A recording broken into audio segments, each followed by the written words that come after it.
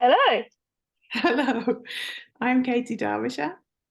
and I'm Ayça Türkoğlu, and today we're going to be reading to you from A Light Still Burns by Selim Özdoğan, translated by Ayça Türkoğlu and Katy Derbyshire. That's Hello. us. It's the book is part three of a trilogy, although you can start with this one, that's fine.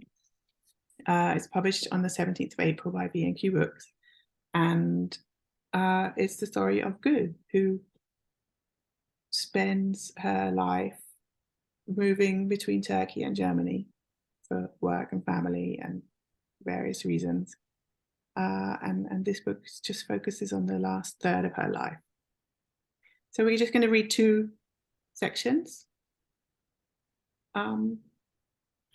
Which feature Gül and her husband Fuat, who's kind of an irascible character, I think, if I know what irascible means. If not, he's kind of a lovable rogue. We certainly love him. Yeah. Yeah, we I think definitely do. Ayça has to start, right? Yes, okie dokie. Right. No, you start. I start? Yes. Right. No, you start. I'm reading the blue bit, yeah? Can we cut this out? You're reading the blue bit in this section, and then in the next section, I'm reading the blue bit. I am, and you said, oh, it won't be confusing, will it? And I was like, no. I did say that, but it is confusing, but we'll just do it.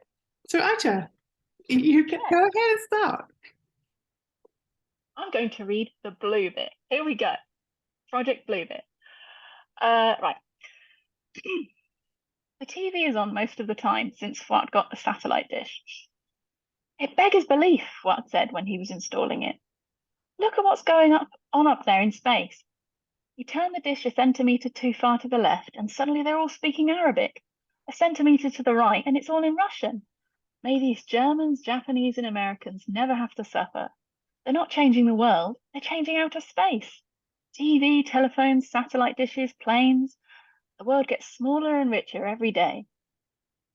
Goo doesn't sit down to watch programs very often, but she has them on while she's doing the housework, while she's at the window, while she's knitting, and she keeps track of shows where people fall in love, are drunk with happiness, pale with envy, eaten up by jealousy and resentment.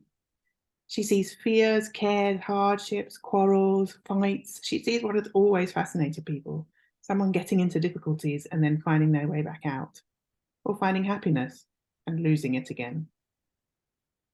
Window or TV, there's no great difference, except that she knows a few people here and there out on the street.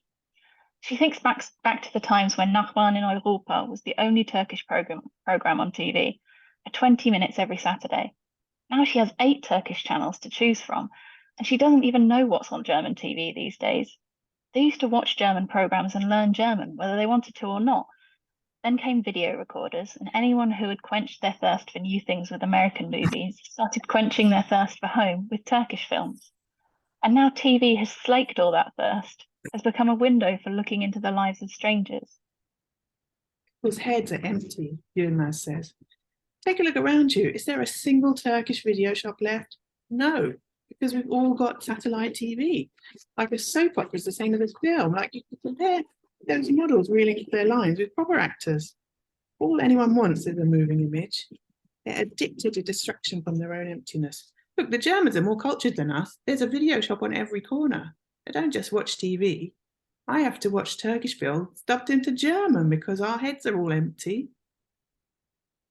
See from my window who goes into the video shop, Goo thinks. They don't look all that cultured. But she says nothing and wonders whether her head is empty too. She watches life on the street and she listens to life in the shows, but she doesn't talk much herself. She talks to the young women in the car on the way to work, a few words of German with Herr Bender, and she talks to her friends Saniye and Yilmaz and their daughter Sevgi, who wears makeup these days. The girl always has a subtle scent of expensive perfume and started talking back to adults, much to her father's delight. Gül talks to her older daughter Jada. She meets up with Can in the department store cafe every 2 or 3 weeks.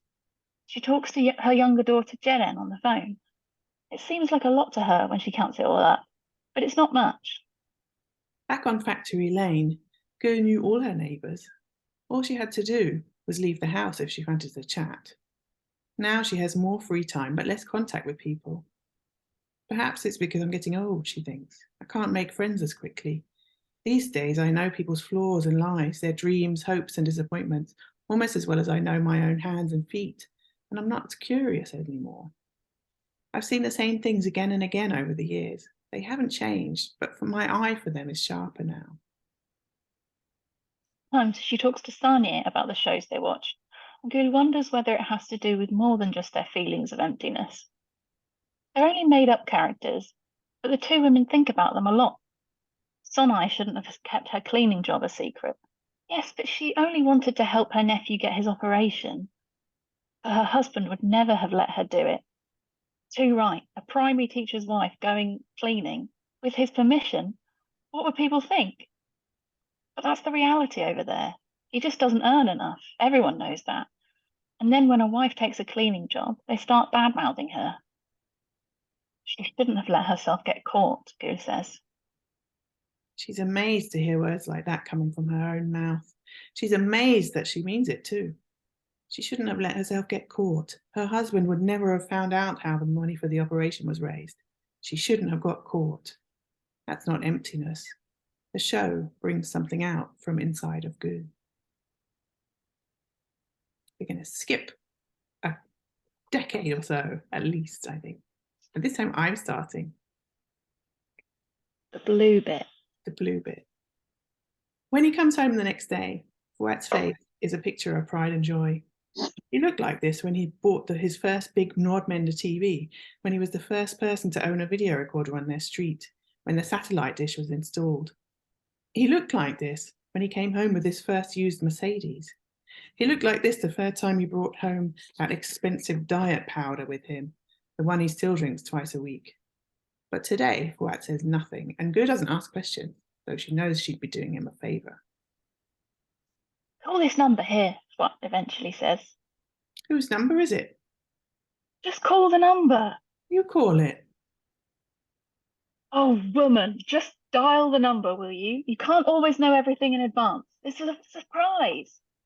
Why should I call someone I don't know? What's this funny number anyway? Where's that code for? Fuat sighs, picks up the phone and dials. There's a ringing from inside his jacket pocket, and he takes out a mobile phone, beaming. Whose is that? He sighs again and sits down. Whose do you think? Probably that woman who choked on her stepmother's poison apple. Or was it the 7 dwarfs with the 14 arms? Mine, it's my phone. What's it for? Well, it's no good for shaving, so I thought I'd use it to make phone calls. But we've got a phone. Why do I bother trying to talk to you? This is the future. You can't even see it when it's right in front of your nose. Wait and see, in a couple of years, you'll have one too. Haven't you noticed more and more people walking around with mobile phones? That's progress. You can put your phone in your pocket now and take it everywhere you go. We used to dial until our fingers got sore, and then they invented push buttons. Then we used to trip over the cables until they got rid of the wires. The Germans, the Japanese, the Americans, they're changing the world. But my wife's fast asleep. I bet it's expensive. It makes your life easier. It's a kind of translator you can take along everywhere. And they're getting cheaper and cheaper. But it's for business people, she wanted to say, but she interrupts herself. Or for criminals like Jan. Why would she need something like that?